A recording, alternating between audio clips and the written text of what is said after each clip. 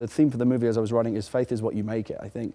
And that's a message that you see kind of through the eyes of the two main characters, through Eli. He has a very positive representation of religious faith. You know, for him it's a source of personal strength, but he doesn't proselytize, he doesn't push his religion on anyone. It's just something that gives him the strength day after day to keep walking, to keep moving on his quest, even though he's lived in this world for 30-something years where he's seen things that no one should ever have to see.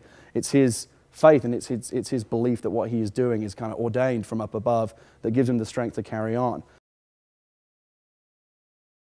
That was a really important relationship for me, was the relationship between Eli and Solara. I think, again, not that we don't go into Eli's background, but I always imagine that he probably has spent the last 30 years very much alone. You know, this is not a world where trust comes easily, or you let people, you know, you let your defenses down. And I think he's learned to trust nobody but himself. And so, you know, he does this on his own. It's no one else's burden but his.